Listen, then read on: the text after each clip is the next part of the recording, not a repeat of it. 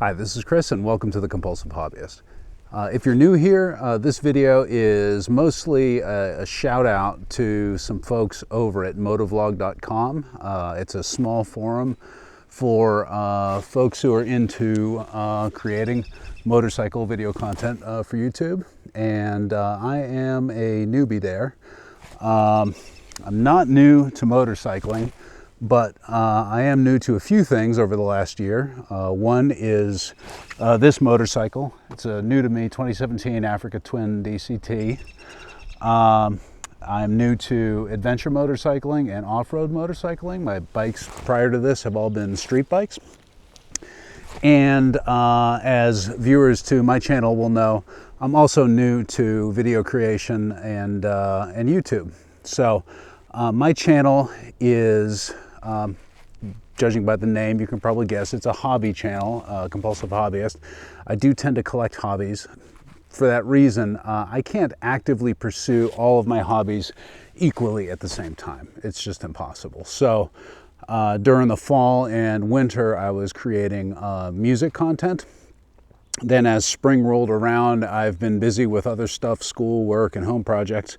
But now that it's nice out, I'm finally taking advantage of the weather and getting my new bike out on the road.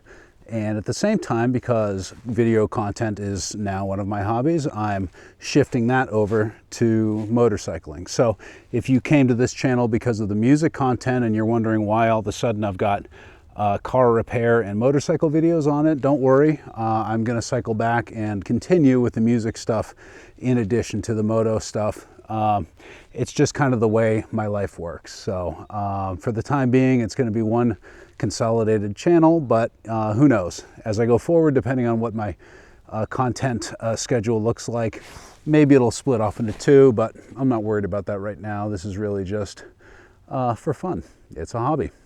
And anyways, I'm looking forward to getting out on the road. Hope you all enjoy the ride.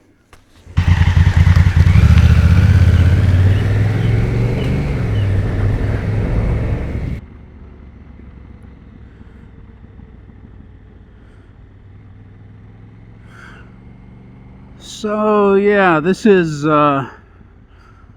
primarily a shout out video to the folks at Motovlog. As I said, it's a smallish forum for folks like me who are into recording their motorcycle adventures. So I am very much a newbie at this. As evidenced by the fact that this is probably my fourth attempt at recording this this little introductory video,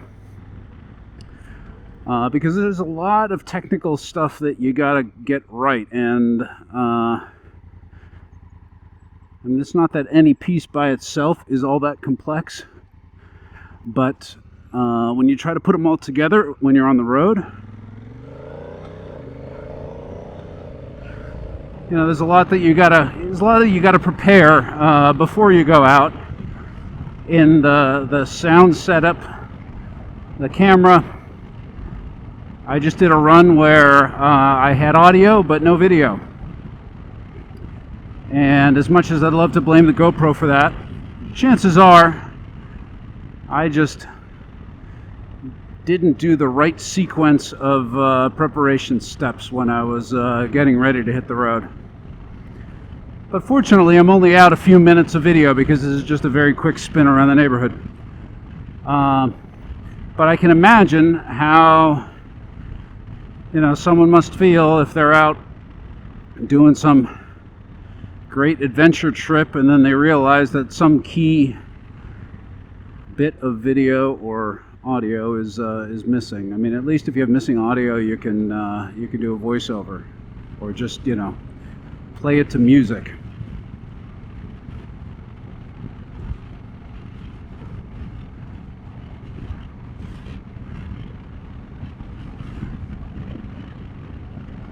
So that just kind of comes with the territory. But there is a learning curve, and you know, I have learned a fair amount already, both through trial and error, through the Motovlog forums, and also through just other moto videos. Just the other day I watched a video by Spite talking about his recording equipment and process. And it's cool when folks do that, because, you know, very often YouTubers are a little bit cagey about, you know, the fact that, oh, it takes them multiple attempts, you know, they want you to think that they're just a natural at it, when in reality, anyone who's talking in front of a camera, I mean, unless they're an absolute pro at it, they're gonna flub their lines, they're gonna have retakes. And I certainly do when I'm recording in my studio at home. I mean, you know, it's easy in that case. You're sitting in your chair or you're standing in your workshop, and, you know, you need to do a line a couple times. You just do it, and, you know, you fix it with a jump cut, and, you know, maybe you cover it up with a B-roll and it looks great. But when you're out riding and you got the scenery kind of flowing past you like this, you know, and if I flub a line, I'm going to jump cut to, you know, a quarter mile down the road. But, you know, stylistic choices, you know, plenty of motovloggers will just do that. I was just watching a video by Blockhead, who certainly has a large audience. Doesn't seem to mind the fact that he does jump cuts, you know, anywhere in his video that he wants to. But for him, I think the priority is the flow. It's the presentation, and, you know, the scenery is really background. He's not doing, or at least for the ones I've seen, he's not really doing tour videos. He's doing a vlog.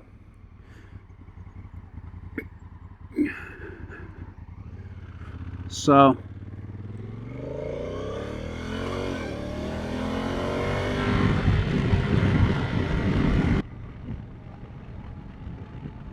but some of the things that are a little different about motovlogging compared to like a regular kind of more static YouTube videos is, you know, as I said, the editing, the cuts, but, you know, the flow of conversation is different too. I mean, I can't focus on my words. Not that I'm ever really great at that, but I can't focus on you know, dialogue when I'm also focusing on writing. So there's a little bit more of a rough element to my presentation, at least, because I'm not working off of a script. I'm working off of a general, you know, general sense of what I want to convey. It's kind of a, you know, making video while I'm doing something is kind of very much a motivator. You know, I'm not just building a bookshelf. I'm building a bookshelf and making a video. It takes a little bit of the drudgery out of it when part of my brain has to be occupied on the camera and the sound and all the rest of it, because otherwise some things can just get boring. And I'm not saying motorcycling can get boring. I mean, I suppose anything can get boring, but I do find that I'm much more likely to want to take the bike out to do an errand if I have something to make a video about.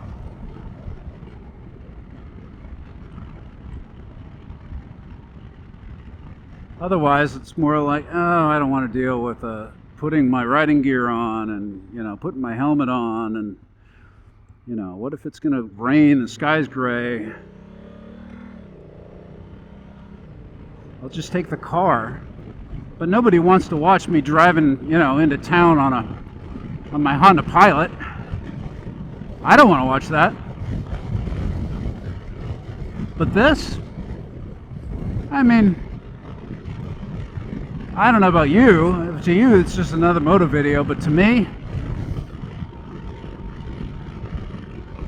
it's just a little taste of freedom, even if it's just for a few minutes.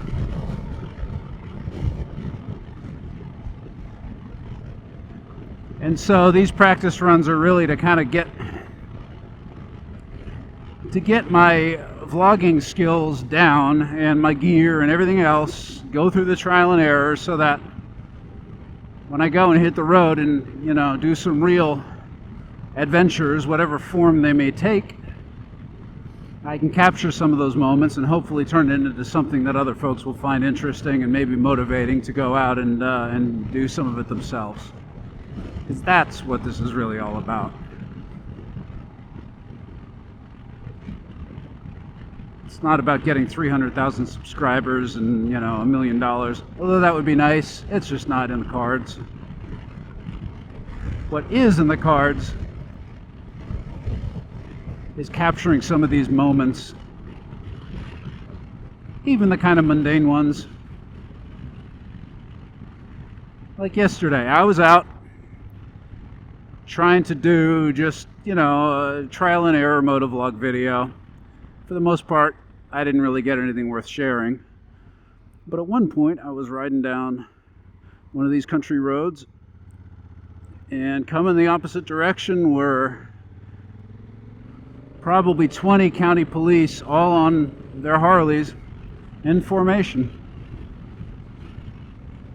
That's a cool moment. I'm not going to make a video just about that, but I've got some footage that at some point I already know what the topic is going to be about when I get to it. Maybe a little while. But I've got the camera running. And lastly, we'll wrap up with some very gentle off-road, because this is supposed to be an off-road capable motorcycle, even if it's not ridden by an off-road capable rider quite yet. One of the things that's holding me back is kind of my fit. I'm 6'4" plus, and I'm standing up now, and you're not going to be able to see it, but I'm crouched way over. So I'm going to have to do something about that.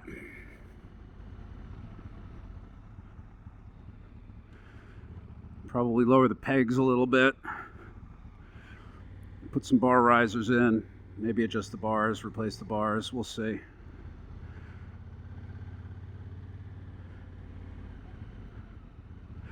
That will be a topic for another video.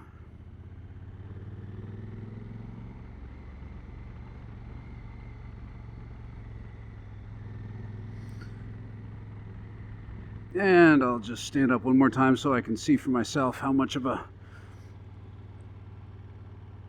foolish I look standing on these bars.